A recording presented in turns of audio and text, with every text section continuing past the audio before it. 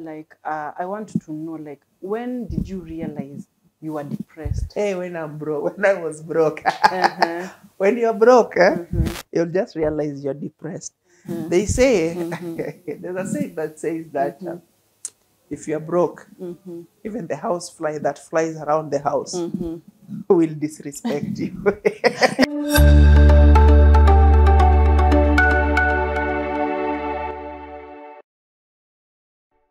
My name is Coach Kelvin Waga.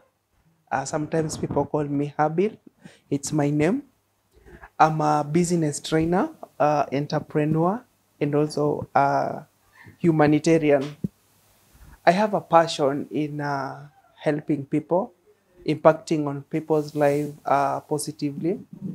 And that is what has kept me going ever since. And I think it's a pleasure for you guys to invite me here to share with whoever is viewing this, your audience. Yes. And it's also my pleasure to have you on the other side of the screen, viewing us, and also just to see. Because there's one thing I believe in is everybody has inner potential. True. When well tapped, it can impact and change everybody's life. True. Yes. True. True. So, would you tell us what you liked as a young boy, like what you loved doing? How was it growing up? Yes, it was fun. I can say it was fun growing up because I'm brought up in a very humble Christian background.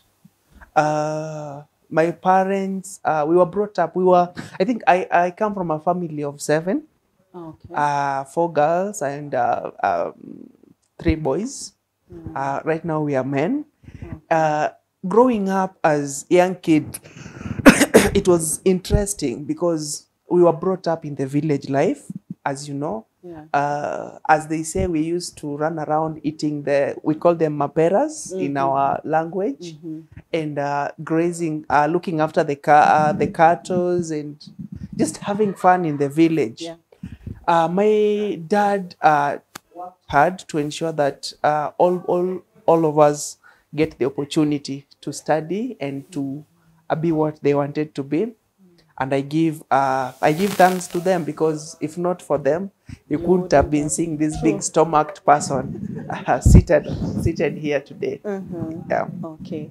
Habil, you are the CEO of Brand Visibility Digital. Yeah. So, if I may ask, like, have you ever been employed before? Yes. Speaking of on that, employment. Yes. That's a very interesting topic for me because, yes, I was employed.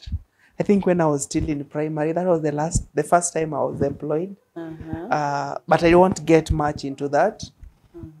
Immediately I finished campus, I got an opportunity to work at the airport.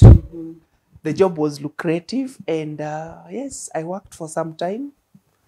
Since that is where my story began, because I was so extravagant with the little I got there.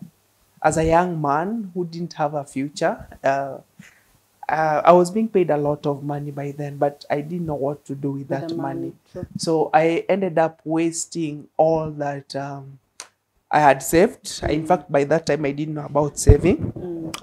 So I ended up wasting all the resources that had accumulated by then.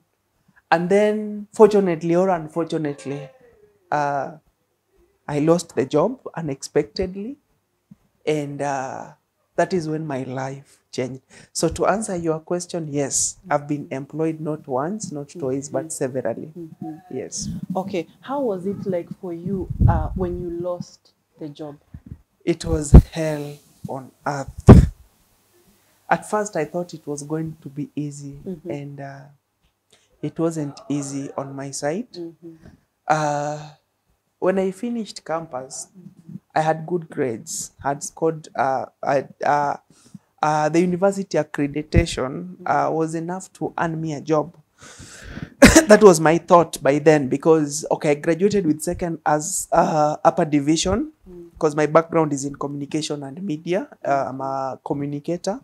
So I majored on public relations. Right. So when we are in campus, the education system tells us to study hard and get a job. Get a job. So that is what I did. I studied hard and I got a job immediately. So it was just a confirmation on the same. True. But little did I know that everything else was going to change thereafter. So when I lost my job, I had no money, I had a family to take care of.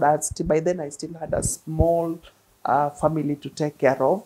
So we exhausted what we had started. Okay. So immediately I left. There's a little amount I'd set aside. I ventured into business. The business did not work because also I didn't have the basics of running a business. So it got to a point I consumed all the finances that had accumulated. So I was left with nothing.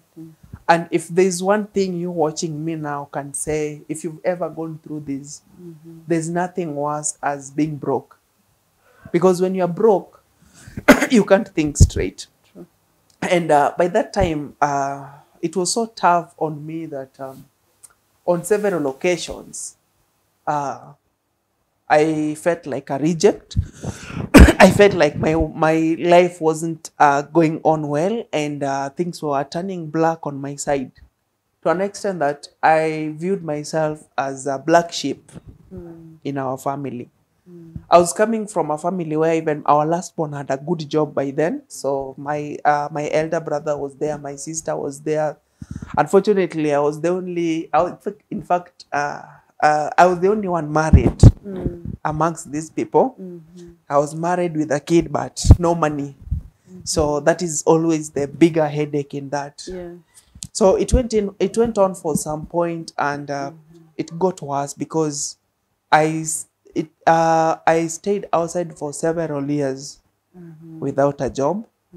I used to call people for help, but yes, there are people who are there to help. But what I can also tell you is that people won't help you like frequently. Yeah. They help you up to some time, but when it gets to a point, they get tired. True. So people got tired on me. I lost all the friends that I had. It got to a point I was left alone, and I was there to take care of myself and the family. Having a family when you cannot provide as a man, that is the most disheartening thing, because coming home and you see that little young one there unable to eat, the mother also has personal needs to take care of, but you call yourself a man, but yet you cannot provide for them. So it was very difficult. It was so hurting by then. I went into depression because now everything else was getting from bad to worse. What I didn't mention is when I had a job, I had a good life. I was living in a 3-bedroom house, fully furnished with so expensive things. But life got worse to an extent I degraded. I lived in a mabati house. It's something I didn't expect in my life. I lived in a mabati house, and even in the mabati house, I was unable to pay. And in many occasions, I was being kicked out. Thank God, my wife had not been. We were not staying together by then. She's in a different profession, so she was working in a different town. But life was so difficult because sometimes I remember I could wake up in the morning not sure of what I was going to do, and just loitering around town. And I remember some instances. See, when you don't have a job, people around you view you as you're lazy, because how comes you can't get a job while other people are getting jobs? And if somebody calls you and you tell this person, I'm back at home, this person's will be like, you're not serious, you should be out there dropping CV. So I used to go out, and something I did, but I'm not saying you do this, because I didn't have transport, so I could get into Matatu by then. By that time, I was living along Wayaki, so I could get into a Matatu.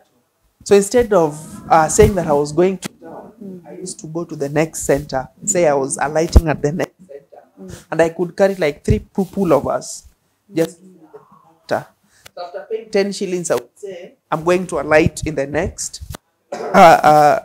stage. Wait. You did what? I used to fool the conductor.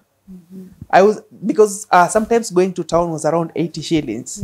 But you find that coming from where I was to a place, there's a town called, there's a center called Kangemi. So it was only 10 shillings from where I was staying to Kangemi. So I used to say, okay, I'm going to alight at Kangemi, yet I was going to town. So what I used to do is I used to change pullovers after paying the 10 shillings. So when the conductor comes and tells me, hey, you said you are alighting in Kangemi, what's up? No, I paid you 80 shillings. Like, I used to lie a lot. I can remember in some situations, I was kicked out because it was now too much. The conductors had marked my face, and it wasn't that interesting experience. But along the way, when I got to town, I used not to have money to buy food. So I used to move around hotels, like just checking where the events were. I used to get crash. By the time they were going to have their lunch, so that I could have lunch with them. So immediately after having lunch, I could walk out, then stroll around if they have the 4 o'clock tea. I think that was my supper. So when I got home, it was so tough because I couldn't fend myself. I had no money. I was so depressed. The reason as to why I don't like rice today, and by that time there are these things called KDF, and I used to eat those things. Like, I could eat rice from Monday to Friday, and the way I was preparing that rice, it was very funny because it was just water and the rice itself. Sometimes I could not even afford the salt. I could not even afford the cooking oil. So it got to a point I couldn't bear it anymore. So I decided to, this life was no more. And it was so painful because life was so tough on me. I decided nothing else. I was going to take my life. And I can tell you, I did try to kill myself. Not once, not twice. Sort of. No, I didn't think. I did try to kill myself. Wait. Yes. What did you do?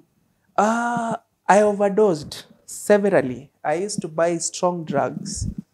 Yes, and I overdosed for several occasions. But every time I tried committing suicide, I woke up very strong.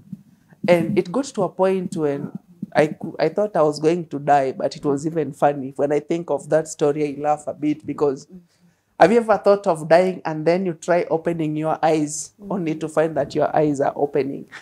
So that was my story, and I distanced myself from everyone because no one was willing to assist me, or no one was willing to listen to me. No one was willing to be there for me. I had few friends who sticked around, but I was so too much to them because I could not manage to do that. So what I did after that is, again, I tried killing myself over and over. But every time I tried killing myself, I woke up so strong because I was watching that if you maybe overdose with strong drugs, you get dilapidated and pass on, but I didn't do that. So it was so tough, I can tell you. And I understand, if you're going through that situation, if you cannot provide for your family and everybody is looking up to you to do that, you'll find it's very difficult It is tough. to do that. And by that time, I used to hate these people called motivational speakers. Yeah? Because by that time, you get a lot of motivation from people. Yes. But it's very difficult for you to get motivated if you don't have anything. Yes. How do you expect me to get motivated if I cannot even feed myself? Yes. How do you expect me to motivate myself if I cannot even enjoy life? I cannot even have decent clothes. Yes. How do you expect me to motivate myself if I'm sleeping hungry? Hungry. So I distanced myself, and it was a point of no return for me. So I lost weight, quite a number. I was huge the way I was, but at some point I went and lost almost all the weight. So I remember when I got back home, I was in Nairobi. So when we got back home, just before we went home, I even tried mjengo, but as you know, even when you don't have connections, even getting that mjengo job is not that Very easy hard. because at least you have to know somebody who Yes. knows somebody. Yes. So it was so tough. I decided to try my luck with the mjengo because after all, I was a black sheep and there was nothing I could do. So I tried it for some time. Unfortunately, I was asthmatic, so I used to go carry the kokoto koroga. But when I came back home, I couldn't sleep because I had that chest Yes. congestion. Yes. I had no other option. I had nothing else that I could do because sikuwa na option at all, at all, at all. But as you all know, they say a man must try. So I went home. Upon reaching home, have you ever seen a ghost? I don't expect you see one, but my dad saw a ghost. My dad saw somebody that he didn't expect to see. I was so thin. I was so malnourished. I was so stressed. I was so, I can't even describe. My father teared down when he saw me because he didn't expect that is what I was going through when I was in Nairobi. So my dad saw me and we had a sit down with my dad and he told me, my son, there's no reason for you to suffer in Nairobi while we are still alive. You can come back home. At least we can see something for you to do. Because the way you are going, it's very dangerous. On many occasions, I tried walking through the road for the vehicles to hit me. But if God doesn't want you, like when your time is not up, the God will not allow it to happen. Yeah. So we had a conversation with my dad, and my dad volunteered that. He told me, you come home. There's nothing you're doing in Nairobi. But I told my dad, I just need to go and try one more time. If it fails, Dad, I'm coming back home. So I went back to Nairobi and we had another agreement with him. I was to go and think of something I wanted to do, and then he was going to bankroll me so that I could do that with the assistance of my larger family members. So what happens is we had a sit down with my dad. My dad talked to me while he was crying. Sorry to use this example, but if you've ever seen somebody who's suffered from tuberculosis or this chronic illness, the way their eyes got so inside, they get. That is how I was when when we were having this conversation with my dad. And then I told my dad, yes, Dad, I'm going to try one more time. If it fails, I'll come back home. So I came back to Nairobi and I was so positive, though I had nothing to celebrate. Having just getting that warm welcome from the family members when you get home. And I can tell you, whatever you do right now, you who is watching me, there's one thing you need to take care of, your family, because it's only your family that will stick with you. Many people will come, especially with the hypocritical oath. When something happens to you, that is when everybody wants to associate themselves with you through pay bills and sending some enormous money for them to be seen. So my family too, they did stuck with me, and I can attest family is key. So I came back to Nairobi, and I gave it a last try. So I tried my best, tried things here and there, but still I could not get a job. So on that week that I decided now, I think enough was enough, I was going home. I saw a friend of mine to whom we were with in the same campus. And if you're watching this, I'm so much grateful to you, Paminas. So I saw he had a company, and he was in real estate. And I saw he was looking, in fact, because I had his number, I called him and I told him that I don't have a job. I'm looking to get a job. So if you have a chance, come and let's do, I'll come to you so that you give me that chance. So he told me, just come, we'll talk when you get to the office. So when I got there, he told me, right now I don't have a job. The only job I have is for sales, because sales is there. I tried when I was suffering. I even tried selling insurance. I couldn't. I tried it for some time. I was paid for some time, but then I couldn't. So I walked out of the job because I was not being paid. But still, what I said is I decided to give it a try. Yes. So when I went there, we talked and he told me, I'm not going to pay you. I'm going to give you an opportunity. I'm going to give you a platform to sell. But in return, I will give you some little money. I started working for him at 4,000 shillings. The 4,000 shillings was supposed to cater for my transport. Mark you, I was living in Kikuyu, but I was working in Rosters. So each morning I used to wake up and I could get to the office 6 a.m. By 6. By 6, I was in the office. So the people who were there like, oh, how are you? How did you manage it? So it was I had the dedication because I had gotten the opportunity. So I went there as a salesperson. So the second week, in fact, the first week on a Friday, there's normally staff meeting. And we sat down and they were saying, oh, our social media is not doing good. You need to do this. You need to do this.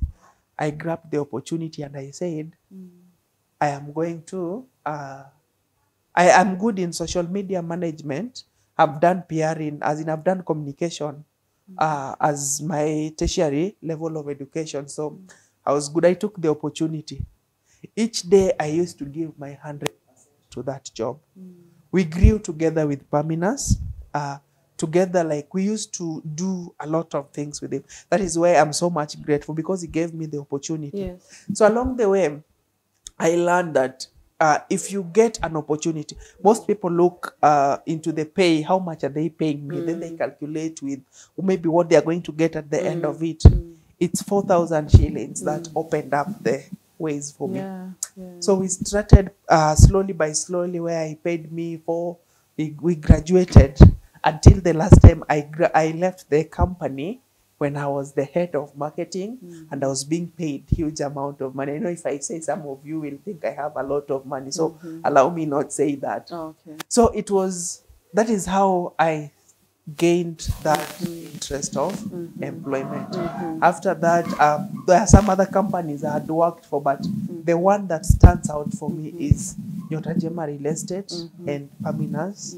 That is the person that helped me become who I am today. Okay. Yes. You have really talked about depression, the times you tried to take away your life.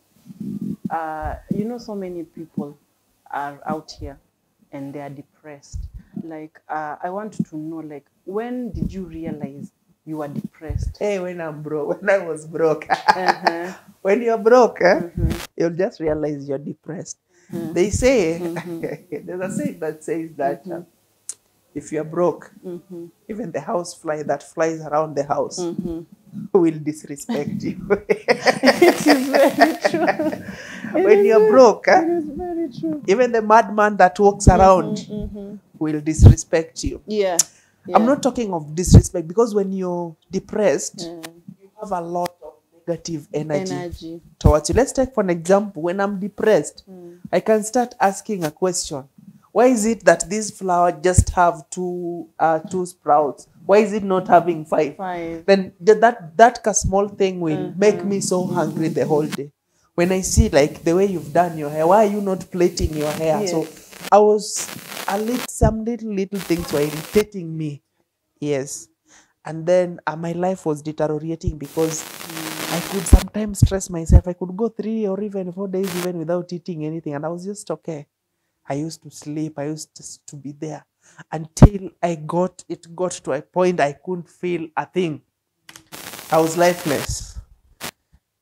Yes, I was lifeless. And if I remember that moment, because I remember we could sit down talking, but yet I wasn't even listening to what you're saying. We could sit like for 1 hour, 2 hours just talking, but I was just there. I was restless. I was just, it was the toughest time of my life. Yeah. So that is when I realized everything was not okay. But what I can say saved me from that is the compassion I received from my dad and my mom that day. Family. Yeah. Okay, did you seek for help, or what did you do to come out of the depression?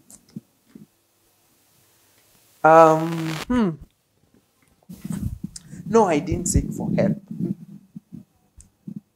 I'll say something controversial, but it's the truth. You can't seek for help if you're not ready for help. The reason as to why we get depressed is because of our mentality. And there's something we call perception.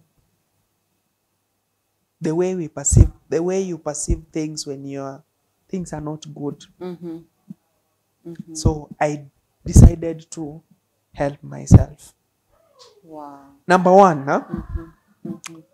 what I decided to do is I decided to take each day at a time. That was one. Number two, one day I just decided I was just going to walk around town. And I left my house. I came to town. By that time, I was still working for 4,000 shillings. So when I walked along the streets, I saw people without legs. And my question was, what is the prayer request of this person? I walked again. I saw somebody without arms. What is the prayer request of this person?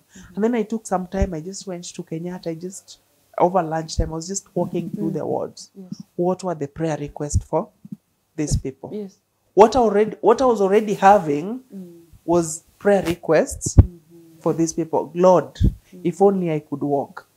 Lord, if only I could touch. Lord, if only I could get up of this sickness bed. The second thing was I looked at the street kids.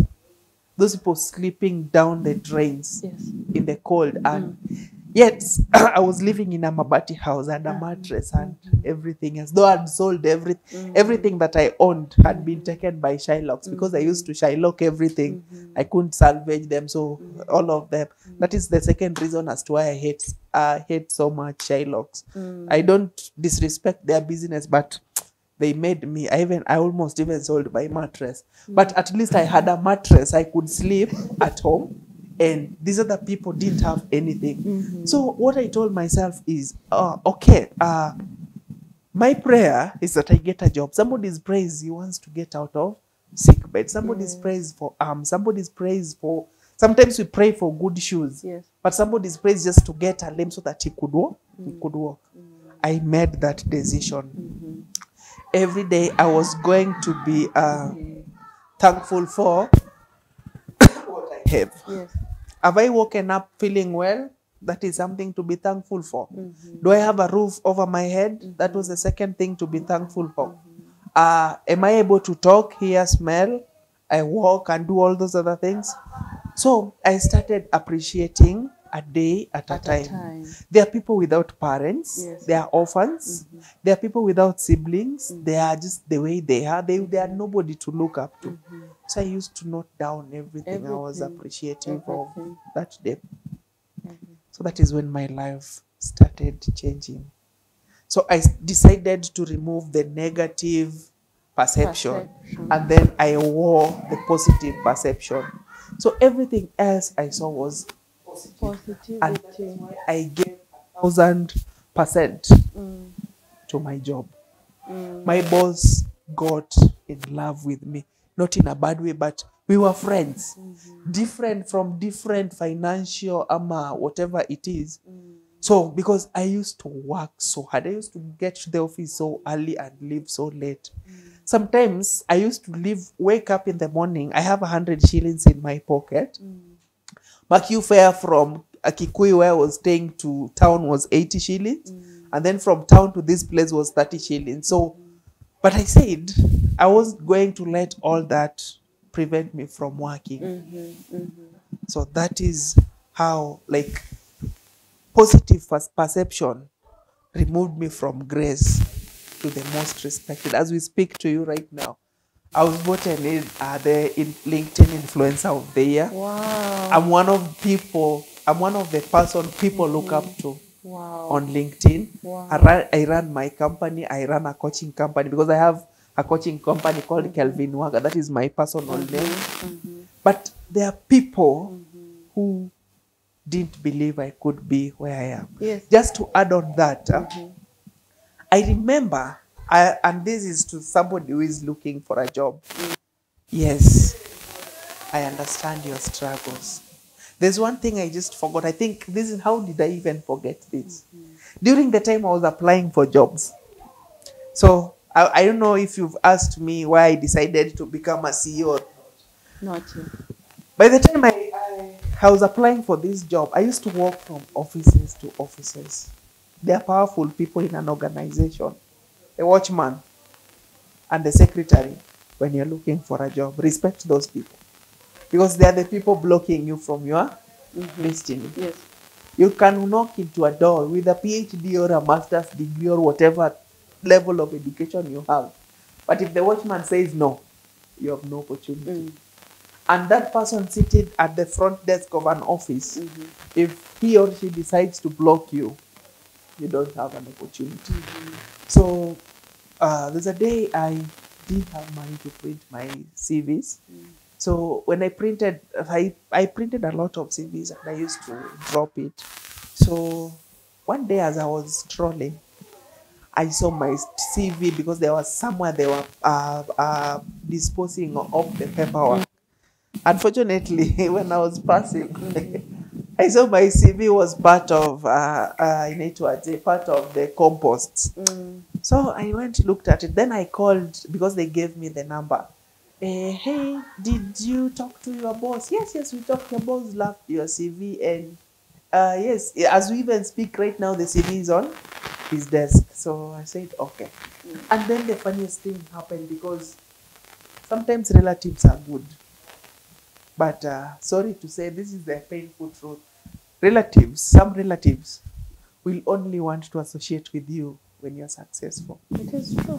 Number two, some relatives will only want to associate with you when there's a show. I remember there's an uncle of mine, and so the uncle of mine, I think he saw my story. I was suffering here and there, and then when we were home, people were seated.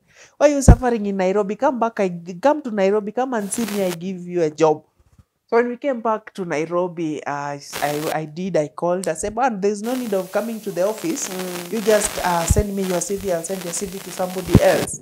You know what happened? So when my uncle called in the morning, I said, okay, I'm going to send the CV. So by there was no WhatsApp. It was much as is it today. So you're sending the CV. My uncle had not given me the email address. So I walked around, prepared my CV. So in the evening, as I was planning to send my CV to my uncle, I called my uncle just to ask him for his email address. So before I even talked, yes, Kelvin. Oh, I had shared your CV with a friend of mine. He was so pleased to see your CV. Yes, and I think he's going to expect a call from him. He really loved your CV and he's wondering why you've not even gotten a job. Mark, you had not sent the CV. I was just calling to get the email address. I had not sent the CV. So when my uncle told me this, that is the day I lost hope in looking for a job. And I said, one day I'll be CEO. And that is where I got the motivation to be a CEO. To be a CEO. And I'm proud to be one of the people that people are looking up to. There's also, I walked into some office. This is where I say, when I say I understand what job seekers go through, I have the first-hand experience. Somebody chased me out of his office like a dog. And I remember that day, I left that office and I was passing by a place, there was funeral. I wanted a place to cry well. So this person did talk trash to me and I was so much stressed and I was so much mad. So when I was passing by, there was a funeral around and it happened that we got to the funeral home the same time. So people were waiting, people were waiting. I cried, like I the person who had died had no idea. So after that, I felt nice. And this story I tell because I enjoy it a lot. There was a time we met with this person. I was invited a guest of honor in a place. So we had not met with this person. We had not met with this person for quite some time. So we met with this person. We were in the same thing. So he was so surprised to see me. Oh, okay. So I can see your life is doing good. So during the introduction, I was introduced as the guest of honor, keynote speaker. I was so happy to see the person who looked down upon me sitting down to listen to me, because the introduction I was given was so huge and he couldn't believe it was me. That is why I was telling you, somebody might step on you today, but tomorrow it can be your chance. If I decide to talk about this, I can talk about the whole day. So I want to give back the interview to you. All right, it's okay. It's okay. If I may ask, what are some of the lessons you did learn from the period you were depressed? Number one, you are the owner of your own destiny. When you fall down, you have two choices. You either choose to stand up strong, as in you either choose to wake up, or you choose to remain down. Number two, the friends, some relatives, and sometimes even your family members won't come in for you, but you shouldn't hold that against them. But there's a lot of hypocrisy. That is why I fight people. Every time somebody dies, you want to put them into your status. Every time somebody died, before, even if you had spoken to this person 5 years ago, you say that this person called me yesterday. People, there's that hypocritical oath of pay bills. Let's start a pay bill and give it to people. Focus on yourself. The friends you're hanging out with, when you lose everything today, it will be no more. The job you're dying, waking up every day, neglecting your family. When something happens, you will remain on yourself. I remained alone. And through that time, I said, I won't get into these shit shows of my best friend, BFFs. You know, I don't have BFFs. If you're not helping me, why should I have you in my life? So that is why choose your friends wisely. Number three, you are the owner of your destiny. That is the key. So the way you perceive everything, because as you can see, this water here, I can ask you, how do you see? Okay, describe it. Some people will say the water is half empty. Some people will say the water is half full. So it depends through which you've chosen to see the water. During the free time, during the time that you're down, just take time and reflect upon your life. There is always power in tranquility. Yes. Are we okay? Okay. There's always power in tranquility. And when you listen to yourself when you're down, you'll find it. You'll always find the answers that you're looking for. Number three is, for those people who've graduated maybe from the tertiary education, be it certification, be it diploma, degree of whatever level it is, don't sit back with the papers you've received. Because the papers won't open doors for you. There are a lot of graduates. There are a lot of people with accolades of academic papers. But if you don't work on a skill, you'll still be complaining there are no jobs. Yes. So the lesson is always learn something new. Always, when you're down, listen to yourself, listen to your inner thoughts. Then ask yourself, what can I do? What do I need to do differently to change the situation? And always don't be so quick to lose hope. Try it one more time, one more time, one more time, one more time. Sometimes it's good you regress, you cry, you shed off the tears, you pick up your shoes, you put on your clothes, go on trying, because it is through persistency, passion, and focus that can help you change your situation. I was a good for nothing. People used, and this is also a funny thing I tell people. I was being used as an example. example. Every time somebody wanted to give a bad example, A bad example. I was being used as a bad example. I'm so glad nowadays I boast that in most cases I'm being used as a good example. So That is if amazing. that can happen to you, no condition is permanent. No, nothing is permanent. And don't compare yourself with people. That is number, I don't know which number is it, but don't compare your life with people. People lie a lot on social media. And if you base your perception on what you see on social media, that is not the way. Be you, because people are lying a lot. So if you base whatever you're seeing on social media, it's you who is going to get maybe stressed. Yeah. Know your lane, know what you stand for. Then just find a purpose. Once you find a purpose, everything else will fall into place. I had a passion of helping people, and I've been helping people. I've helped, like last year, I think I helped around 150 people get jobs. I gave a business opportunity almost 50 people. I've given maybe so many referrals here and there. And in all this, I don't ask anybody to pay me anything. Anything in return.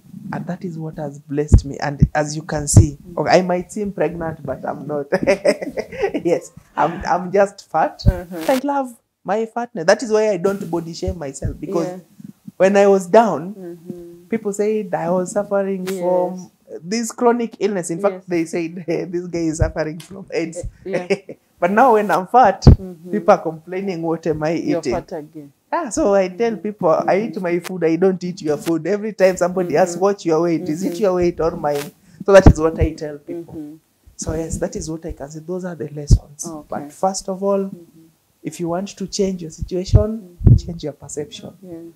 So the moment you start seeing the waters full empty, as in half full, the moment you start viewing things in a positive perception, everything else will change. Because when you're viewing things in a negative perception, you'll see a lot of things will anger you for no reason. And when you get angered, it's you who injures yourself. Yeah. So I was going to ask you to advise anyone who is going through depression. I don't know if you can still advise, because I've seen you talked about the advice as well. If you still have any advice you feel like maybe you've not talked about, who is going through depression, who has lost. If you lose hope in life, why should you lose hope? Anybody should not lose hope in life, because life should lose hope in you. What I can tell people, there's one thing that gets people depressed. There's this thing, we call it denial. The moment you deny you're not depressed, that is the more you'll get depressed. Don't deny. Sometimes I used to cry very hard, like in fact, sometimes crying is good, especially when you're stressed. But I can tell you, if you are a big person and you're crying, your face will look so ugly. You might even laugh at yourself. You check it. So don't deny. Sometimes accept. Take time. Cry, mourn, and then hang your boots. Then try again and again. And if you found a purpose, if you find the reason as to why you're living, if you find what you want to be, if you find that purpose, you'll be good to go. Finding the purpose. That is still what I'm repeating. Removed me from a nobody to somebody that people look into. Right now, we sit with the key people. We sit with cabinet secretaries. We sit with sometimes we sit with even with the presidents. Sometimes we sit, because the other time I was in South Africa and had the opportunity to meet big people. I've been to Uganda. I've been to these countries. And this was just somebody somewhere that people could not see. So believe in yourself. This time might be tough. I can't tell you it's going to be easy. But if you keep showing up every day, again and again, sooner or later, your success story will be there. The disadvantage with us when we are so stressed is that we tend to switch off our minds. And then we play victim. And then say, no opportunities, I'm cursed. So and so another, like so and so sells their body to get the job. So and so bought their ways. So you want to something we call you want to get people to whom you are with in the same category and start gossiping about people. It's not that way. It's you to make that decision. If that person is selling their body and they are getting jobs, why don't you go sell your body and get jobs? I'm not advising, but don't just view things the way they are. If that person is paying their ways to get that, why don't you find a different way of making it happen? Yes. Yes, people are greedy, people are hungry, but you should be more greedy and more hungry. Just be focused. If it's your kid that gives you motivation, when you see them hungry, when you see them malnourished, that should give you a reason enough to just go Go up there. and go try again. So never sit down, never be so much focused about what happens in other people's life. There's one habit I used to have some time back, whereby everything I didn't want to be passed. Let's take for an example, I was walking along the road. I find people maybe converging at a place. I could just go and see what's happening. But nowadays, if it's not something that requires my attention, I have learned to walk away. I've learned to mind my own business. And I've learned to compete with myself, because the competition I have is be a better person. As in be a better person as compared to what I was maybe the previous day. So each day I try to be a better person. So that is the only advice I can give. But everything is seasonal. So the only thing that will make you stay there for long is through which lens do you want to view it from. Yeah. Okay. Where can people find you on social media? Hey, I'm everywhere. Yes, if you are looking for somebody who is everywhere, just search for me. Okay, I don't know which handles to give, because I have a lot of handles. I'm having, like, I think in 2023, I'm going to create the third company. So I'll be giving as we give them. Yeah. But before I decide to convert them together, just find me as Coach Kelvin Waga. I think I must brag of this. I'm one of the people, Kenyan people, giving people sleepless nights on LinkedIn, but not ladies. That's just people who are on that platform. I am on Facebook as Coach Kelvin Waga, and each day I just give these things I've talked about. I give them outside there, and you can find me just if you search for Kelvin Waga or Coach Kelvin Waga, you'll see. But above all, I have classes. I have session whereby we talk about these things. There are a lot of trainings that I do. There are a lot of things that I do. And each day, if we can be in a position to assist one person. Yes. So I have a YouTube channel called Brassibility Digital. I know I've seen you've struggled with the name Brassibility for quite some time. Yeah. So the name is Brassibility Digital. And the link is running down there. You can get these stories. You can get how to improve your life. Yes, and then to say, in 2023 is a year of change. And I believe if I'm changing, if I can help change the lives of 2-3 people. This is why this year I'm focusing much on training about business.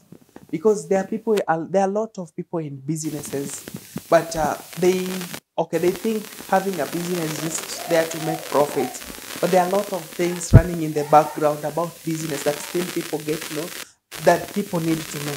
How do you run a successful business? How do you take your business from this point to this point? What are the key things? Because you'll find that you're making profit, but as you grow, you're making profit, but you still cannot sustain your business. So this is why I'm helping, because everybody else is becoming, we call them business owners or entrepreneurs. So I'm giving my focus into helping people grow. How do you scale your business? How do you grow your business? At what point are you supposed to be doing that? What strategies can work? But above all, as we are all online, I'm a digital marketing also specialist. So I help people with all that. But my main focus in 2023 is to help people grow their businesses. Because having a business is not just opening an office and maybe having the relevant license. There are a lot to it than that. So that is my focus in 2023. And also, I want to be able to impact so many people's life and to give so many recommendations. So if you're watching this and you have a job opportunity somewhere, I have people who I look up to. I have a database of people online whereby when a job comes, I recommend these people. Yeah. All right, guys, we are winding up. It has been an amazing session. Wait. Just, oh, you'll repeat that part again. Normally, I'm stubborn. But I'm not stubborn. No, I'm not stubborn. What is your goal? And what keeps you, what are you looking up to doing in 2023 differently from what you did in 2022? Yes. So that really got me off. That's the point. And please don't edit it out. Yes. Okay. So for me, I can say this year, I'm putting more energy. I'm focusing so much on my craft. Yeah, and I want to be consistent in what I'm doing. So that is my, my goal this year, to achieve my goal. The last question.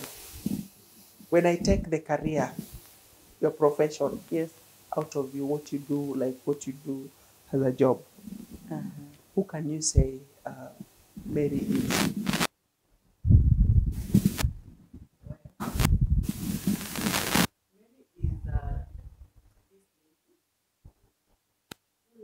To see the best in others,